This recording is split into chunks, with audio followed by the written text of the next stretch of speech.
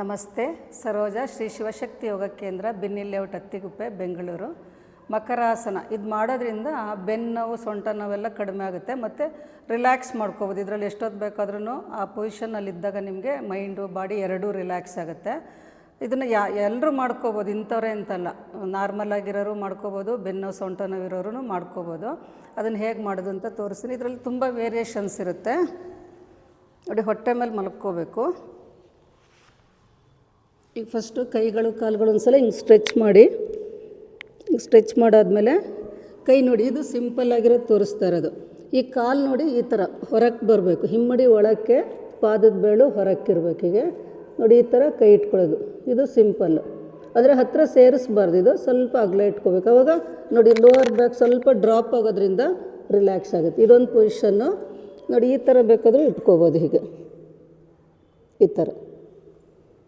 ಈ ಥರ ಸ್ವಲ್ಪ ಬೇಕಾದ್ರೆ ಇಟ್ಕೋಬೋದು. ಆಮೇಲೆ ಸ್ವಲ್ಪ ಹೊತ್ತು ಈ ಸೈಡು ಹೀಗೆ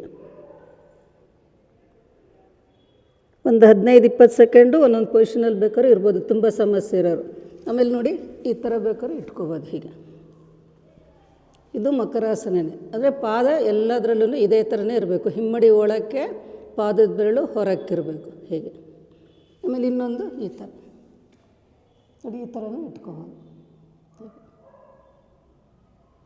ಯಾವುದರಲ್ಲಿ ನಿಮಗೆ ರಿಲ್ಯಾಕ್ಸ್ ಅನಿಸುತ್ತೆ, ಸೊಂಟ ನೋವು, ಬೆನ್ನು ನೋವು ಇರೋರಿಗೆ ಈ ಥರ ಮಾಡ್ಕೊಳ್ಳಿ. ಇದರಲ್ಲಿ ರಿಲ್ಯಾಕ್ಸ್ ಅನಿಸಿದ್ರೆ ಈ ಥರ ಇಟ್ಕೊಳ್ಳಿ.